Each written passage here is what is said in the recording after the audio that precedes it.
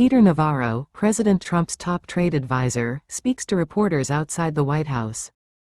The PPI Hang on, I've got a mission here. What I want to talk about at some length is the pharmaceutical executive order that was signed yesterday by President Trump. After I get through that, happy to take any questions on that, and then happy to talk a little bit about the PPI. So let's stay focused on Big Pharma. The reality here, the top line is that Americans' medicine cabinets can't be dependent on foreign imports. We know that there's big supply chain resilience issues there. And so what this executive order yesterday does is address this problem in three different ways. The top line here is we're creating a strategic advanced pharmaceutical ingredient reserve. We're number one. Number two, we are trying to stabilize long-term demand through long-term contracts from the government, which is the biggest buyer of pharmaceuticals. And three, the broader issue of regulatory reform, we are going to make it much easier for advanced manufacturing, continuous manufacturing to occur here and make us competitive. So that's kind of the thrust of the EO. Now, here's the backstory for the American people. You have a process which goes in three stages. You have precursor chemicals, which are then turned into what's called advanced pharmaceutical ingredients. And these advanced pharmaceutical ingredients are then mixed and made into the finished dosage form of the medicines that you get, liquids, tablets, capsules, and everything in between. And historically, what we've had is a problem where, because of the dumping and unfair trade practices of foreign countries, we have not been good at the precursor chemicals or the API. In other words, the first two stages of the three stages that we need. As a practical matter, about 60% of our API is made in China and India gets most of its precursor chemicals from China. So that's the textbook definition of strategic vulnerability. I encountered this in the first term with President Trump during the pandemic. I was what was called the Defense Production Act policy coordinator. It was my role to go out and get as quickly as possible the kind of PPE we needed. I had companies like Abbott come to me and say in order to make their test kits for the virus, they needed certain chemical reagents. I had to get that. And we learned after China threatened to drown us in a sea of coronavirus that we had significant vulnerabilities. The president signed an order, which I urge you to look at, from the first term. It was drafted in my office, the Office of Trade and Manufacturing Policy, in that first term, that basically started us down the path we're on now today of mapping out all the critical medicines and things we need in order to keep Americans healthy. But when Biden took over, they let that ball drop, and we are in a situation now where we have to secure our pharmaceutical supply chain. So we take a three-pronged approach to this. Follow me closely here. Creating this strategic API reserve, the SAPR, right? We are going to do that. We're going to need a little extra help from Congress, which we're encouraging them to help fund this. Generically, we have, no pun intended there, we have a problem where we need all sorts of stockpiles, whether critical minerals, pharmaceuticals, whatever, and for whatever reason, the agencies don't get that. But we need to have that with 6 months of reserves. We need to be able to rotate stocks so everything stays fresh. So we're going to get that done. Secondly, as I spoke a little earlier, when foreigners dump products into our market, it makes it uneconomic for our domestic manufacturers to exist. And it's predatory pricing, particularly on the part of China. They have actually identified sectors like pharmaceuticals. They want us out of business here so that they can have their way with us and the world, essentially. So the way we're going to address that is to have the country's largest group of medicine buyers, which is the federal government, in the form of Health and Human Services, Veterans Administration, and Department of Defense. They'll be issuing long-term, multi-year contracts for these critical medicines that we need, so that producers have assurances that if they make the kind of investments that need to be made, that they will be rewarded with demand from the government. So that will stabilize that. Then third, again, during the first term, I got fairly active, good pun there, fairly active in advanced manufacturing for active pharmaceutical ingredients. And we were able to stand up some plants and get that moving along. But as always, one of the problems we have here in America when we try to meet our needs is that there's regulatory problems and delays, and we just have to get that stuff out of the way. So we're going to hit this with a three-pronged approach.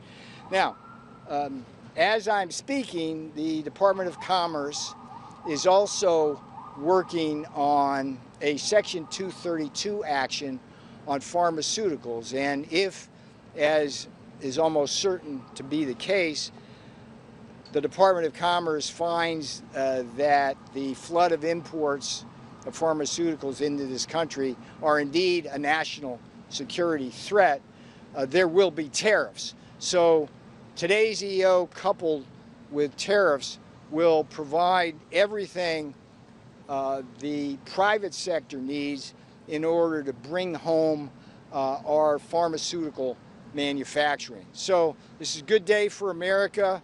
America first, America pharmacies first, and that's where we're at. So I'll stop there and take some questions. Let's do pharma first, okay? Give me the courtesy of that, and then when you're done with those questions, I'll take one or two on the PPI. Let me ask you about those tariffs that you just Sure. outlined. So would those sectoral tariffs be across the board in the sense that the tariff rate would be the same for let me just stop you there. Or would it be country by country? Let me stop you there. That's a work in progress. It's all contingent on the investigation, and all will be revealed when the investigation comes. As a rule, the way to think about this as journalists is the 301 actions by the USTR are generally, but not always, country specific, whereas the 232s are product specific. Okay? What else you got? Would it distinguish Yes, sir. between generic pharmaceutical drugs and the patented or new high-end drugs? Good question. The heavy focus is on the generics. That's The problem we have with generics is that they are generics and they have very, very low margins to make money on. So we tend dramatically to underproduce them here, whereas the patented ones, they have big margins and therefore more room to run here in the United States. Mr. Navarro? Yes, sir. So I just wanted to ask, you talked about incentivizing manufacturers for the pharmaceutical industry Yes, sir. to make things here. But to use that same model for the president's broader tariffs, he wants the tariffs, he wants U.S. manufacturing as a whole to come back to the states. But with the next administration, if those tariffs go away, isn't that incentive automatically gone? And then don't those jobs just instantly... Did I hear a reporter in the pool actively advocating for a Republican president after 28? Is that what I hear, sir? Yeah, but that's the point. That's why you vote for Republicans. We bring jobs home, and we will provide stability to your medicine cabinet, to your automobile industry, and everything in between. So yes, we recognize that problem. I think one thing we learned, which I'll say in seriousness, is that the China 301 tariffs were so effective during Donald Trump's first term that the Biden administration kept them in place. It weakened them, but it kept them in place. I think who's ever in this House in January of 2029, and I hope and pray for this country that's a Republican, they will see that President Trump's tariff policies and strategies have totally transformed the manufacturing landscape here in the United States at the same time that they're providing literally trillions of dollars in order to give us tax cuts, pay for paying down our debt and everything in between. So yes, it'd be nice if we had 100% certainty, sir, but that's not where we're at. You've been patient here. We'll go here and then here. What's your takeaway from this PPI report? Sir, come on. You're violating the rule here, right? We're talking pharma. Yes, ma'am. You outlined the long-term goal of these, but in the short term, concerns about increased costs for patients. What do you say to patients who are concerned that the pharmaceutical costs might rise as a result of these tariffs? And is there anything that the administration is planning to or could do to incentivize pharmaceutical companies from not passing along costs? Well, look, the costs that you say, that's the rap we always hear, but we don't see that in the data. We didn't see it in the first term. So we can cross that bridge when we come to it. But I will say one of the things that President Trump is angry about, I think that's the right word, is the fact that Big Pharma uses the United States basically as its golden goose. It engages in what's called cross-subsidization across global markets. And because of our status in terms of income levels and how price elasticities work, we pay higher prices for drugs than foreigners in other countries do where incomes are lower. That's just wrong. I mean, we're not here to make money for Big Pharma. We're here to protect the American people. Mr. All right. Navarro, Kara from Lindell. Yes. How are you? How's Mike doing? He's doing very All well. right. Thank you so much. How can I help My you? question on the Pharma Initiative, how many American jobs specifically, do you guys have any information on how much that will create? I'm going to leave that up to our Council of Economic Advisors. But what we're doing here is creating trillions of dollars of investment and millions of jobs.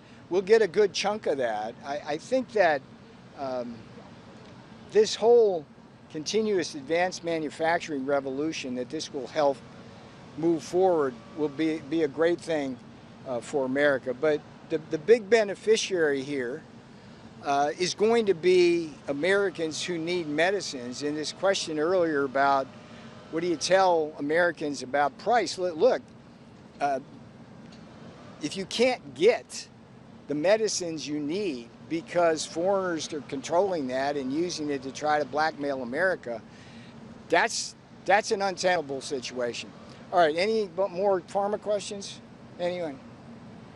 All right, what would you like to say, Mr. Impatient News Nation? Just wondering your takeaway from that PPI report. Sure. Just briefly, look, if you look at it, this is the kind of thing I used to do in my previous life, wrote textbooks on economic indicators and things like that. What you want to see is whether the PPI numbers will move to the CPI, the Consumer Price Index, which is not always the case at all. We also know that the PPI is highly volatile. We also know there's going to be some people who are going to try to make it a tariff story, but if you peer beneath the hood of the numbers, there's nothing in there to suggest that tariffs were responsible for a number that was above estimates. So this is clearly a case where you just watch the data now, and you watch it really carefully, And as the boss says, let's see what happens. All right, thank you for being with you today. Tariffs, what is it causing the PPI to go up? Is the administration working on